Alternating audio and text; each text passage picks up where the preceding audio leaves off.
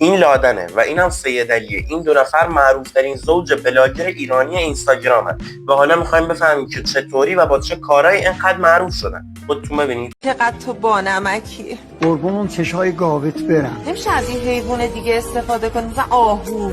فقط با گاوات مقایسه نکن. این جز اولین فیلم های پیجشون بود. خانم لادن میومده میگفته خب سر کیفی بریم یه دابسمش پر کنیم بذاریم اینستا، شاید یه روزی کارمون گرفت.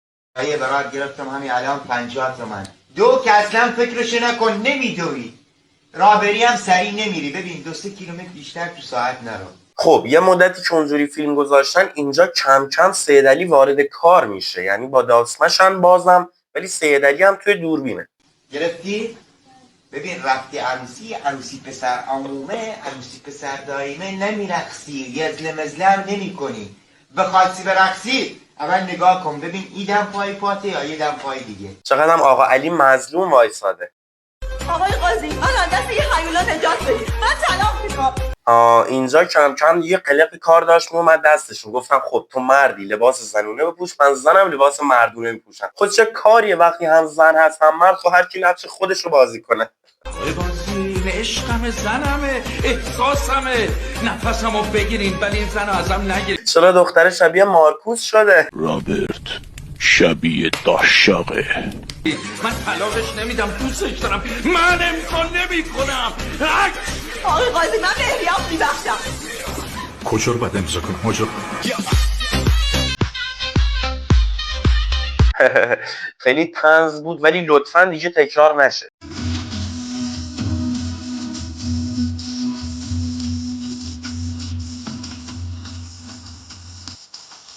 آها دیدین گفتم خب اینجا بود که بهش گفته خب سدلی ما کارهای غیر عادی میکنیم ویوش میره بالاتر، خب بیا همینو ادامه بدیم. من میام یه دوربین میذارم یهو وارد میشم میرقصیم تو هم پاشو برقص.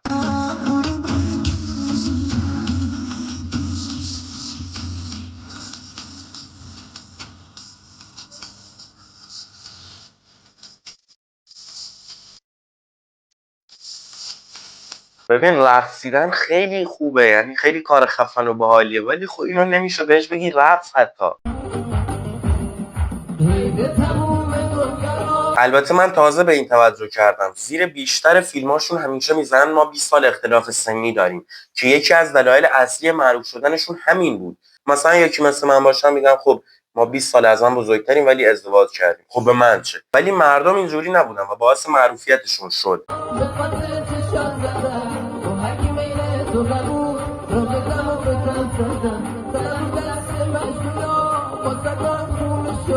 فیلماشون خیلی عجیبه. فکر کن میری تو اکسپلور تو باز میکنی، بعد میبینی یه مرد و زن که با هم زن و شوهرن، زیر پستشون زدن ما 20 سال اختلاف سنی داشتیم ولی آخر به هم رسیدیم. بعد یه موزیک گذاشتن اینجوری مثل جنازه.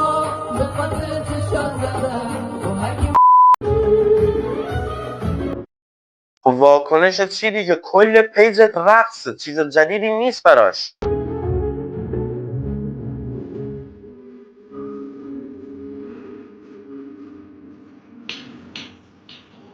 واکنش سید علی به رقصم.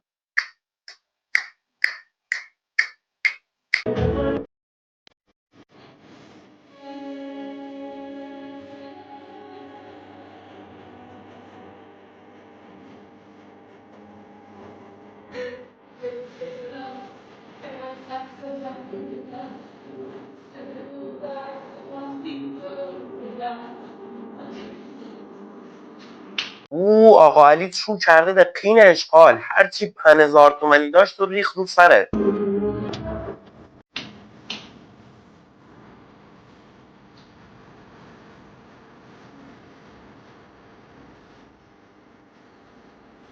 نه ولی آخرش خوش آمد. این ریز اینجوری که اومد خیلی باحال بود. من بلد نیستم، دوست دارم یاد بگیرم. آقا علی لطفاً من را به درگاه کلاس بذار بیام پیش رقص یاد بگیرم.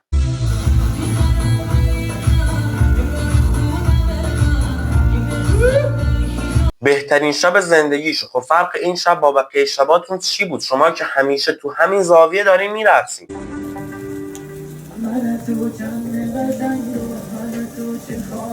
خب ببین تازه پیجشون رفته بالا و ازشون خوب شد، اصلا معلومه. فشفشه و عروسک و خرس و این چیزا. یعنی دیگه پول خالص.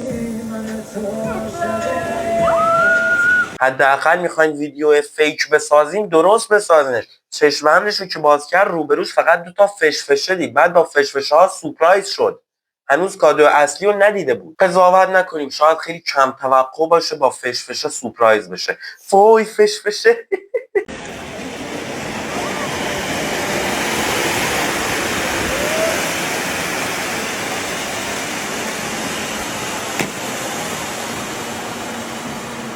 سید علی بعضی وقتا حرکات عجیبی انجام میده. یه بادکنک اونجا بدبخت واسه خودش وایساده بود، گرفت انداختش بالا. مگه نقله؟ بس کن دیگه. سید علی چند بار میخواد به رقصت واکنش نشون بده؟ خب یه بار نشون داد.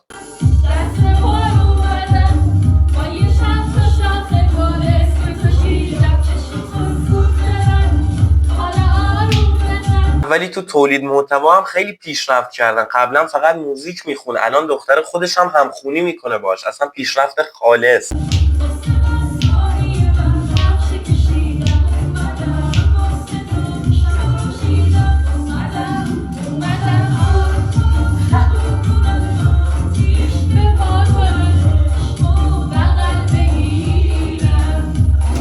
سناریو یکیه. هر وقت ویو میاد پایین، سید علی رو مبل میشینه، اون از در اون اتاق پشتی میاد بیرون، میرقصه با یه آهنگ خیلی رندومی. سید علی پا میشه باهاش میرقصه، پول میریزه روش، تموم شد، ویو رفت بالا.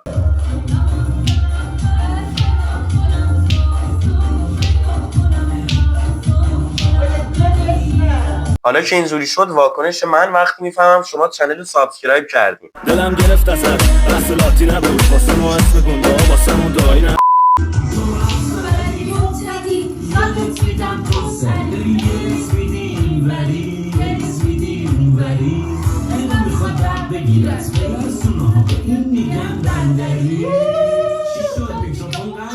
ولی علی هم خوشحاله. البته منم بودم خوشحال میشدم. فکر کن تو خونه باشی، اعصاب خورد، بخوای بری سر کار و اینا، زنت بیاد بگه خب از این به بعد دیگه نمیخواد بری سر کار.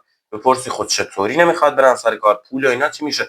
میگه مشکلی نیست، یه باند خریدم، میای میرقصی، پول در میاد، تموم شد و رفت. هر کی باشه خوشحال میشه.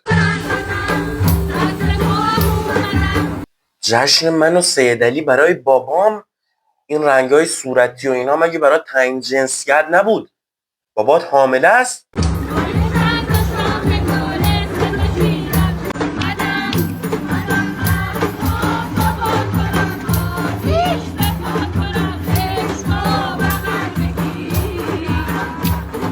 سید علی هم اصلا کار نداره جشن تعیین جنسیت باشه، جشن عروسی باشه، جشن طلاق باشه، جشن بابای دختره باشه. هر جا میرسی چند تا 5000 تومانی در میار میریزه رو سرشون.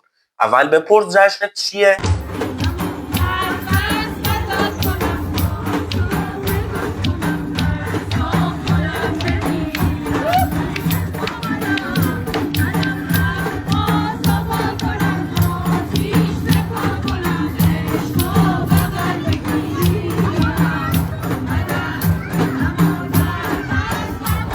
اصلا جشن واسه باباش بود، بعد همه چی بی ربط بود. دودای تعیین جنسیت اونجا بود، دوربین که داشت از اون 2 فیلم میگیره، اونا هم برای خودشون داشتن موزیکشون رو میزدن. این وسط بابا بدبخت یه پاندا بهش داده بودن، گفتن تو برقص فقط. سید علی تو قبلا ازدواج کرده بودی، 2 بچه هم داشتی از اون، یا بچه اون خانوم بود؟ اگه 2 بچه داشت خودش دیگه. 2 بچه داشت. پس تو قبل از لادن ازدواج رو تجربه کردی؟ آها اینجا بود که گفتن خب درسته ما فقط میریم میرقصیم پول در میاریم، ولی خب آدمیزاده و حریص بودنش میریم مصاحبه میکنیم، وارد حاشیه میشیم. صیغه‌ای بوده. صیغه‌ای بوده. حالا ما میگیم زنت بوده دیگه. زن اولت بیشتر دوست داری یا لادن؟ عشق اول بوده دیگه. ها؟ چی گفتی؟ خانوممو دوست دارم مسلما. آره دیگه اون عشق اولم بوده. درسته این پول دارم کرد، این از جل کشیدم بیرون، این باعث شد موفق بشم، این باعث شد بدبخت نشم، ولی خب اون عشق اولم بوده دیگه. آره دیگه عشقم. لادن شوخی کرد. لادن نکن دیگه. شوخی کرد. لادن شوخی کرد. خدا به خدا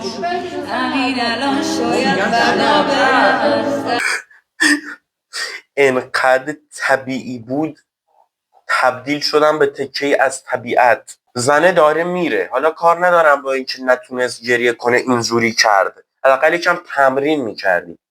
زنه که داره میره به کنار، اون یارو که داره میگه لادن شوخی کرد، لادن اون بیشتر براش مهمه تا خود این علیه. علی اینجوری شوخی کردم بابا، این بی جنبه رو نگاه کن.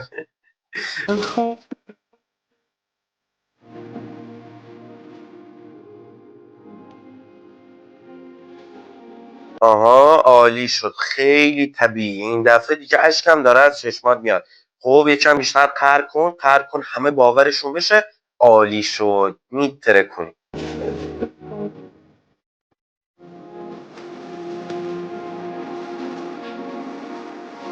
یعنی خوشم میاد دعوا میکنن، قهر میکنن، جنگ میشه، میخواد بره، باید توی همین لوکیشن فیلماشو بگیره. اون باند پشت و اون مبلا جاشو عوض نمیکنه.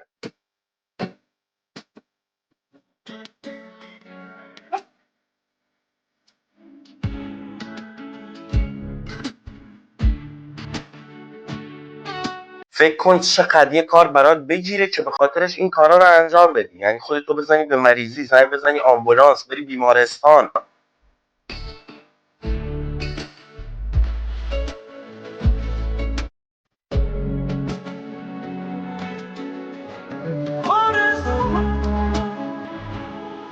حس کردم الان بلندش میگه نه برو با همون زن اوله، برو با همونی که میگه عشق اوله. خیلی مغزم مریضه، چون واقعا ازشون برمیاد همچین کارایی. اگه برگردی قدیم، برگردی اون زمانی که تنها بودی، شکسته بودی، داغون بودی، مادر بالا سرت نبود، حاضر اگه مثلا برگردی اون موقع سید علی بیاد دوباره ازت خواستگاری بکنه، حاضری باشه ازدواج کنی؟ نه قبول نمیکنم.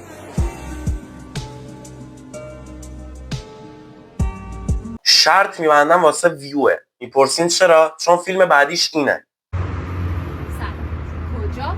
واسه دیدن عروس باید اول هزینه‌شو پرداخت کنی. اصلا واسه شون مهم هم نیست من مخاطب چی فکر میکنم. یهو از توی طلاق، مصاحبه و دیس بازی و جیس کشی، چقدر قافیه خوبی داشت. یهو از وسط اون کارا میپرن عروسی میکنن. خب یکم سناریو بنویسید حداقل. هزینه داره آقای هر جا میری هزینه. بله. همین کم. حداقل جلو اونا آبروداری کن، 10 تومانی نده. نه اول ببینم کمه. نه اول هزینه رو پرداخت می‌کن.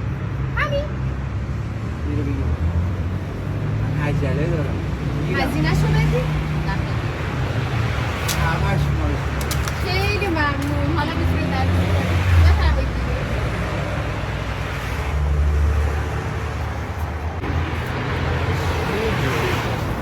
چه واکنش بدی داشت. این که همون قبلی است. چی درست کرد؟ چی درست کرد؟ این چیه درست کردین که این بدبخت که حامله نبوده اون دختره رو. این فقط یکم آرایشش کردن، خودش همین بود. خیلی قشنگه. عالیه. آها میخواست سورپرایزش کنه. کلا زندگیشون حول محور سورپرایز میچرخه. بابونه بشم حلا شده. فکر کن عروسیت باشه، عروس رو ببینی بگی خب اینم به افتخار عروس. خونه اونجاست، خونه من، جایی که هستی تو با من. بیا خونه رو ببین دیگه، پیشرفت بالاتر از این.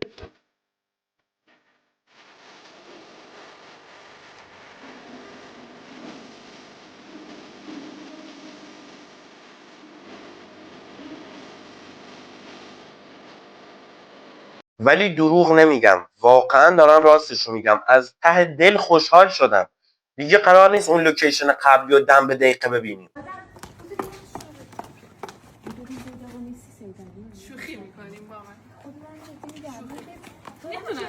وای لادم بیا سید علی داره بهت خیانت میکنه. وای یکم گریه کن، لایک ها اومده پایین.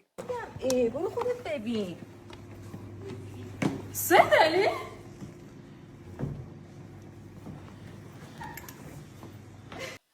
علی با چه چیز پرپشمی داره بهت خیانت میکنه. تولدش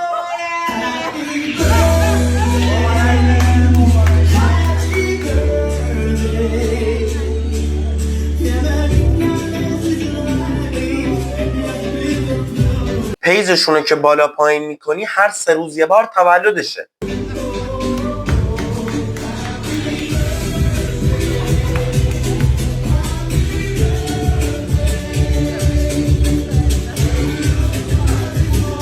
واقعا طبیعی بود، یعنی استعداد سوخته به شما میگن. شما الان باید توی هالیوود کار میکردی.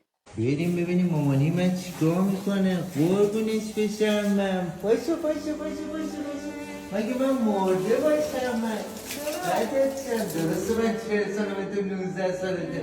اینا چرا هر روز اختلاف سنیشون میره بالاتر؟ انگار لادن استوب زده سید علی فقط رشد میکنه. روز 1 سال میره روش. ولی 100 سال من بشم بابا تو تیکه لباس تو تیکه لباس از این شوهرها من بشوی اینم چی با پا هم راحته.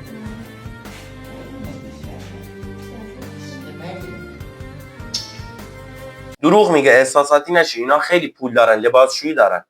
Because you know in a moment they could all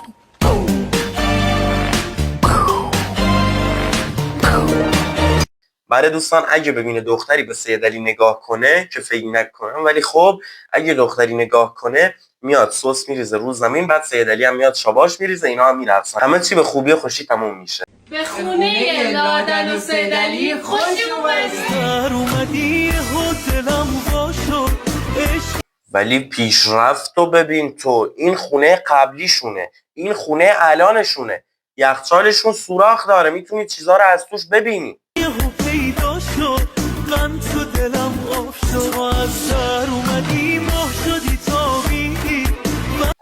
دیدی گفتم لباسشویشون رو اون پشت دیدم. من چقدر تیزم، من چقدر زبر و زرنگم.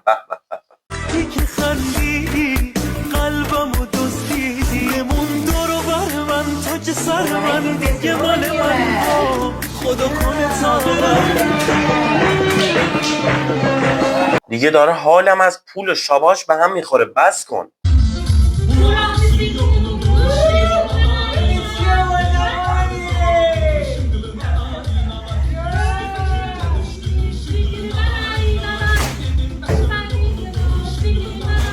وای سید علی لول اپ کرده. قبلا تو جیبش پول در می آورد، الان با فرغون وارد میشه.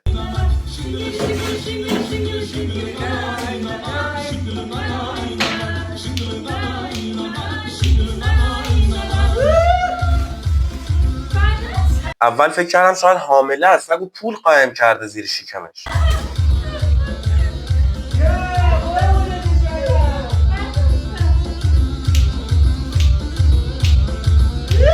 در بازه، فکر کن یهو یکی از همسایه‌هاشون ببیننشون.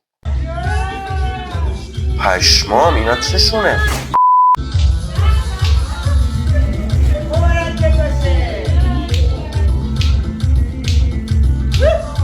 ولی جدی این همه پول نقد از کجا آورده؟